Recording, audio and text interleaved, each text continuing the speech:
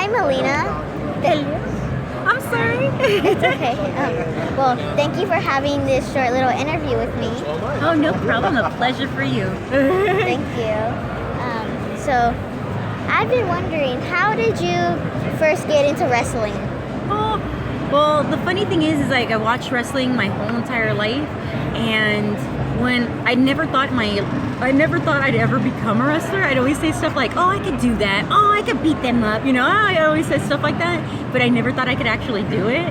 I went to school to be a medical assistant because I wanted to be in the medical field and be a doctor one day, but I was always athletic, and I kept, training. And my friend saw me, and he's like, "You know what? You should just go to my school." I'm like, "What's your school?"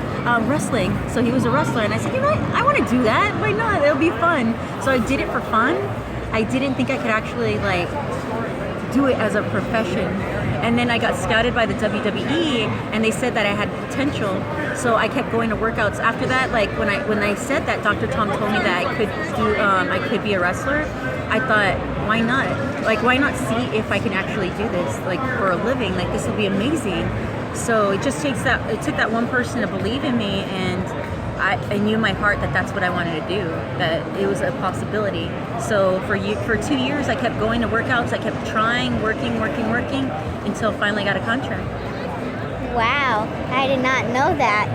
Soon when I grow up, I want to be a wrestler too, just like you. Do it. You look at all the knowledge that you're learning now. I'm telling you, you'll be one of the greatest. Wow, thank you so much. I actually kind of started off with, like you, I love wrestling. I watch it all the time. I'm a freak after wrestling. I want to do it when I grow up. So yeah, just always remember that never take no for an answer. So there's going to be people who probably will say, "Oh, you don't have what it takes." And people say that stuff not because it's true. They say it because they're intimidated. They say it because it makes them feel better to put somebody else down. Just know in your heart that you know what it takes to make it there, that you can, and that you're able to, and this is what you love, and this is what you want to do. You can do it. Just never listen to all the negative people. Wow, thank you so much for that. You're awesome at motivating me. I was also wondering how, if you're gonna get back into wrestling in any indie shows or WWE. Yes, and actually in 2 weeks on October 2nd, I'm going to do an indie show. It's one of the top indie shows in the world. So you go to the UK for Southside Wrestling. I'm entering the Queen of the Ring tournament. So there's going to be some of the best women in the world going to, duke it out for this Queen of the Ring title. Wow. That sounds really cool. I would love to watch that. Oh, they're going to stream it. I think they're going to stream it 2 days after. So if you go follow @RealMelina on Instagram and Twitter, and I'll be sure to post the link. But for people who can't go, who don't live in the UK, who can't go to see the show, I will be posting a link to this stream or the video of all the matches of the entire show. So it's going to be amazing. The women nowadays in the indies, they are so tough. They are so aggressive. They're high flyers. There's some amazing talent out there. So this is really going to test me because I know it's been 5 years. It's been almost 5 years that I've done a singles match. So, and then I'm older too. So this is really going to test me. I'm excited. I'm scared, nervous. I don't know, so there's anxious about it, but then at the same time, I'm so excited and so ready for this. I'm ready to beat somebody up. Oh, yeah. I wish you the best of luck when you go. Oh, thank you. And another thing I was wondering is, when you took time off from wrestling, what have you been doing? Oh, well, for a long time when I was in a relationship, I was all about being there for supporting my significant other. But then after that, what happened was I kept doing appearances. I'd go do only signings. I retired from wrestling itself, actual wrestling. But I would go to wrestling events and do appearances and do autographs and stuff. And then I started going to school for psychology. So I've been doing that. I'm taking a break from school so then I could do what might be my last run in wrestling. So I'm taking my break so then I could do that. But as soon as I'm done with that, I'm going back to school. Wow. Wow, yeah, like I said, I wish you the best of luck in your match since you haven't been wrestling in so long. And I believe you told me a couple months back, but what is your favorite match you have been in? Oh my goodness. I always say my favorite match is Beth Phoenix when we did the I Quit match. But another one of my favorites is also Mickie James at Backlash. That's one of my other favorites that I've had. And then I have like a top 5. So we got the Beth Phoenix and Mickie James are my top 2. Like those are my ultimate top 2s. And then I have the one with Ashley Mazzaro for WrestleMania because I love the entrance on that, and it was a WrestleMania match for the title. So that was like the most incredible experience to finally do a WrestleMania. Then I have the one with Michelle McCool where we did the DDT on the railing. That's one of my favorite matches. And the last favorite match of my top 5 is the one with Trish Stratus. I think that was a Backlash one. That's the one with that was the one where I knew I made it, like I'm finally a real wrestler because I went for the title. I wrestled one of the female wrestlers that I looked up to, and it was just an incredible moment. So those are my top 5 matches. Wow. I can't always just pick just one. Oh, I know. We tell a bunch of favorite matches with all the divas, men. There's so many good wrestlers out there now. Yeah, you can't just pick one. So if people try to bully you and try to say, no, you gotta pick one, no, you don't have to. You could pick like 5 if you want to. Okay, well, that is it. Thank you so much for being my special guest on this little interview. It was a pleasure. You're an amazing interviewer. Thank you. Thank you. Bye, Melina. Bye. She did a great job. Oh my goodness. Did she really? Yeah. Oh man, you did good.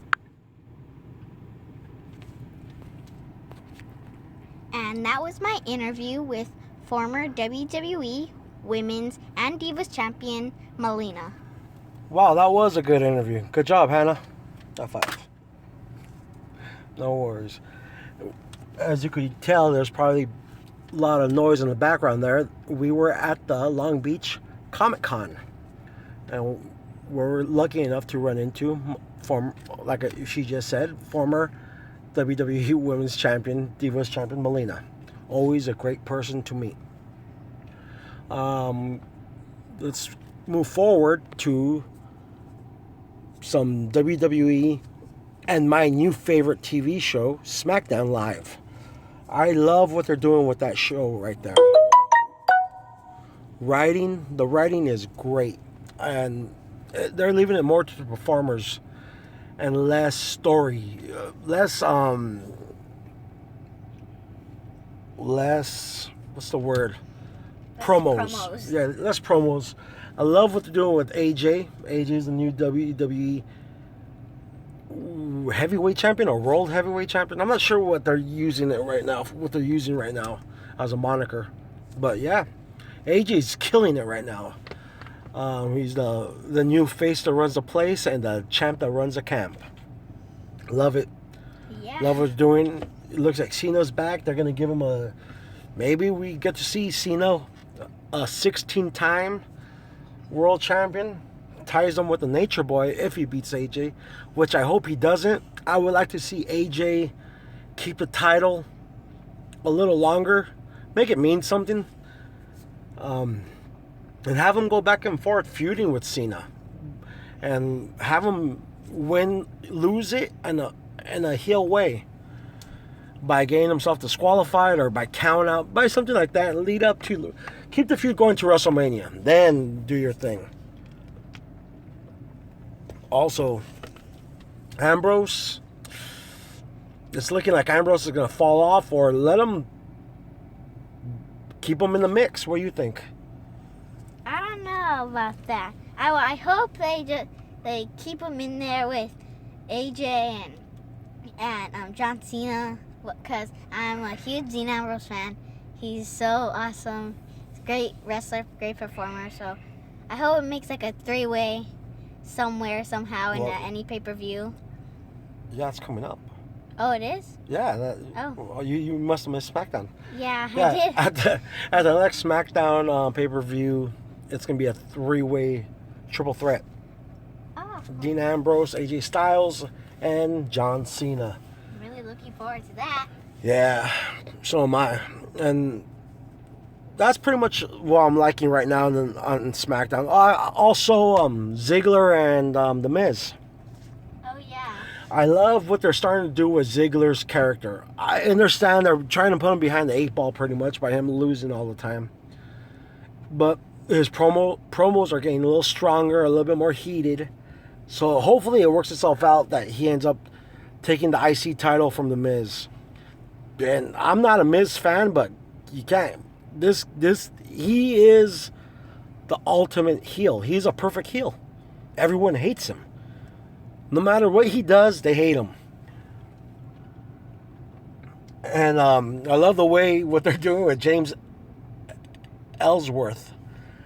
Oh man, this guy is over as a jobber pretty much. He's over. He's hilarious. He's hilarious, and I don't know if you've listened to any of his most recent podcast with Chris Jericho. Oh. Jericho had him on as a guest, and this guy's hilarious. And on Twitter, what he tweeted to AJ, talking about how he's sorry he didn't make it to the ring, but he hopes they could still be friends. AJ replied by just saying, "Shut up." That's an AJ Styles move. Yeah, yeah, I'm liking it. But going back to The Miz and Ziggler, this is a feud I would rather have them pass the belt back and forth to each other. Lose it, win it, lose it, win it, vice versa like that. That would be pretty awesome, I think. In the words of The Miz, awesome. That's awesome. And let's see. Raw is starting to lose me as a fan. I'm a big Seth Rollins fan, big Kevin Owens fan, but they're too deep with Triple H, Steph, and Mick Foley, and it seems like no one else has a legit storyline. There's only one major storyline on Raw, and to me, it's kind of old. It's like, we get it. Triple H is going to fight Seth Rollins eventually, and Seth Rollins is going to fight Kevin Owens. And okay, but what about everyone else? You have Cesaro, you have Sheamus, and a best-of-7 match that no one really cares about. They're not even hyping it. They only hype it right before that match happens. So they're losing there. The Club, they're in a weird ass feud now with New Day, and no one cares. They're really not putting no hype behind it. So yeah, like I said, Raw is losing me. Okay, so I'm kind of over Raw for a while, but I'll still watch it on Monday. Hopefully, because it gets. They just got to make the storylines a little stronger with everyone else. And that's pretty much all I got to say about this WWE. Real quick before we end this, let's talk about a little EWF. Oh, yeah. The most recent show, it was last weekend, and another good show. Hate teamed up with the Mega King to take on Andy Brown, Adrian Quest, and the returning Iron Man Mike Mays. And you know what? I keep saying this. It probably sounds like a broken record. The Mega King is a hell of a worker. And they just put on shows after good show after good show. Him and Andy Brown, you know what? I'm okay with seeing them go back and forth for the next couple of months at the EWF shows. But fast forward to yesterday, it looks like the Mega King just picked up the United States Championship at a birthday party. It looked like. I wish I was able to see that match. Maybe they'll post it on their YouTube channel. But yeah, EWF is doing something good right now. All their shows, their last 4 or 5 shows have been great. I can't wait to next month. Beginning of next month, they'll be back. And I want to say next week, or maybe I'm already a week late. And Corona, Chavo Guerrero returns and he's gonna wrestle. Oh, I went blank. Top of my head, I can't not remember who Chavo's wrestling at the EWF show in Corona. Neither can I. But I'm gonna see if I can try to make it down there. Scorpio Sky. Oh, Scorpio Sky. That's another guy that guy is good, man. Scorpio Sky. He's just really good everywhere. Every match he has is just good. Well, yeah. So that's my quick review on the past EWF shows. Like I said, Jesse Hernandez is doing good work over there, man. Good for you, Jesse. One day we're gonna have to get you on this show. So everyone have a good day. Coming to you live from the Long Beach Comic Con is the Doing the Orton podcast. Thanks for listening. Have a great day.